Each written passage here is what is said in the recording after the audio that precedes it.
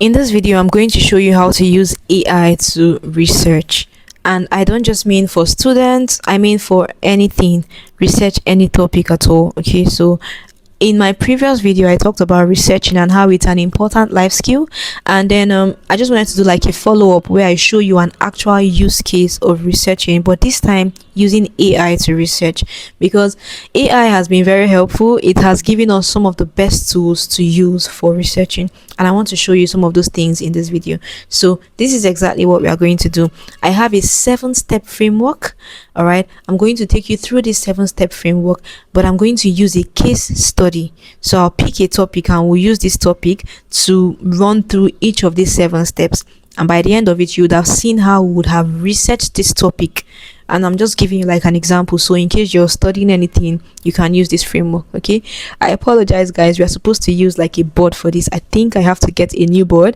I had a board before, but it's currently not with me here, so we need to work on getting like another board, because I'm supposed to actually write down these things. I would enjoy writing to you, but yeah, don't worry, we'll see how we can make it work. Okay, so yes, without wasting time, let's get straight into the video. Now, the topic I have chosen for this research study is, does waking up early make you more productive? So let's assume you're writing a blog, you're writing an article, you're writing anything, and this is the topic you're looking at. Does waking up early make you more productive? And you want to carry out deep research to find out if it does or doesn't make you more productive. This is how we'll do it. Okay, now the first step on our 7-step framework is, don't ask AI questions, let AI ask you the questions. Now this is a trick a lot of people fail. You just go straight to AI and say, oh, does waking up early make... No, don't do that. Instead, allow AI to ask you the questions that it needs. All right, now let me tell you an example of a prompt you can give AI. You can tell AI something like this: I want to research whether waking up early actually makes people more productive. Before you research anything, interview me. Ask me all the questions you need to understand exactly what I am trying to find out, who this research is for, what I mean by productivity, the population I'm interested in, the type of evidence I want, the time frame, and any other factors that could affect the research. Ask me one question at a time. Do not begin researching until you have enough information. Now, this is a simple prompt. You put it there, and AI is going to generate a few questions that it needs to give you the best results and send it to you. All right, now it is now your place to give an honest answer to the questions it's going to ask you. All right, so for instance, it can ask you questions like, who is this research for? You can say, oh, it's for adults who work or study. It can ask you, what do you mean by waking up early? You can say, waking up around 5 to 7 a.m. It can say, oh, what do you mean by productivity? You can say the ability to focus, complete tasks, and perform well at work or school. So it's just like a back and forth. It's asking you, oh, I want to understand this topic properly before I give you an answer. So what are we exactly writing about? So those are the questions it will ask you. You answer them honestly, and then you're going to send it back. And then we are going to the second step in this framework, or the map step. This is where you turn this into smaller questions. So we are breaking down the big question into smaller questions for better assimilation. Okay, so you can put a prompt like this into AI. Based on our conversation, create a research map. Break my main research question into smaller questions I need to answer. Don't answer the question yet. It's very important. We've not answered the main question. Before we answer, we want to get our full details. So always tell it, don't answer the question yet. Just answer what I'm telling you right now. Okay. So what AI will do, it will take your main topic, which is does waking up early affect productivity, and it will break it down into smaller questions.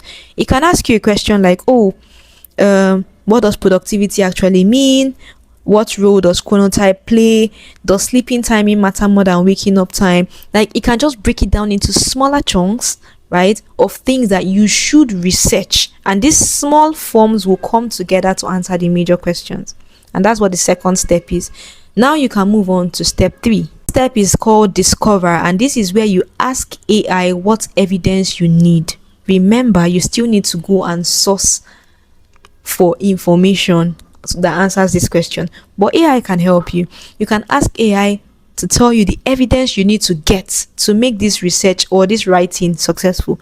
So if you put out a prompt like this, For each research question, tell me what kind of evidence I should look for. Give me specific search queries I can use to find that evidence. Prioritize primary research, systematic reviews, and reputable academic sources. So if you give AI a prompt like this, what it's going to do is going to surf the internet, take your smaller questions that you've mapped in the second step, and then it's going to go and tell you where to find evidence. What should you impute? What kind of search term will give you evidence? What should you look out for? That's what AI is going to do. All right. Now, you pick all of this and we can go to step 4. Step 4 is the verify stage, and this is where you find the primary source of each information. AI has told you what to search for, it has told you how to find evidence, but you need primary sources, and AI can still help you do that. So let's say AI gave you a random claim and said, oh, early risers are more productive. You can't just take the claim AI has given you. You'll see it always has sources attached. You need to click on that source.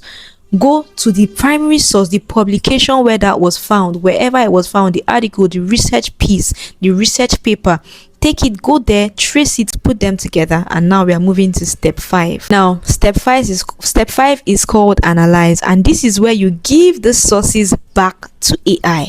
You're going to feed these sources, the original sources, back to AI, and this is what you're going to tell it. You're going to say, I've collected these sources, analyze them together. For each source, tell me what it found, what it did not establish, the methodology used, any important limitations, and how it agrees or disagrees with the other sources.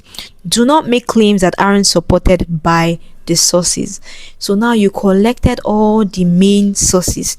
In step 5, you are going to feed all those sources to AI and tell it, these are the sources. Now I need you to dig deeper and find what is correct and what is wrong. Okay, go through it. Tell me what makes sense. Tell me the arguments. Tell me the common knowledge between the different sources. So AI is going to do an analysis for you, sieve out the incorrect sources, and leave you with the correct sources. And now we can move on to step 6. Now step 6 is the challenge stage, and this is where you ask AI to prove you wrong. This is very important because even after sourcing, primary sourcing, there still might be some form of wrong talk in what you've said. So you need to ask AI to prove you wrong. So you can say something like, act as a skeptical researcher. Try to disprove my conclusion using the sources I've provided. What evidence contradicts it? What assumptions am I making? What important evidence might I have missed? Which parts of my conclusion are strongly supported, moderately supported, or still uncertain? If you give AI this prompt, it's going to go through all the sources, go through the claims, and it will tell you, okay, these ones are really true, we can go with it. These ones, they're not very factual, so you want to know how you word them in your sentence. Don't make a very straight claim. Okay, so it will do all of that, give you something, and now we are moving on to the final step. Now step 7 is synthesize, and this is where you ask AI to answer the original question. But now you're not just answering the question, you have given it all the facts, you've done the research, you've sourced for the information from the original sources, you've done all the hard work, and you've fed it enough data. Now you can tell it, that initial question I asked you, does waking up early affect productivity? Now with everything you have, answer the question. Once you do this, ChatGPT is going to give you, or whatever AI tool you're using is going to give you, a detailed answer on your original question. And trust me, that answer is going to be fact checked. You would have proven something because you've done your research. Okay, so by the time you have that, you have a full blog that you're very confident in.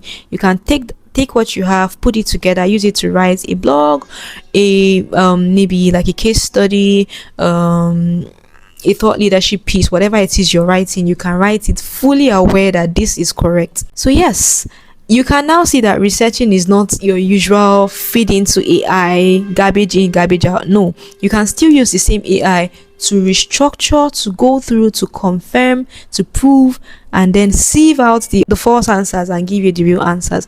And that is when you've truly done research. This is just one case study. I think you can try this out with any topic. Just use my 7-step framework. I'm going to list it again in the description box, so you can go through it carefully again, so you can always use it. I would also leave the prompts for each of the steps, so you can go through them and use them for your own research.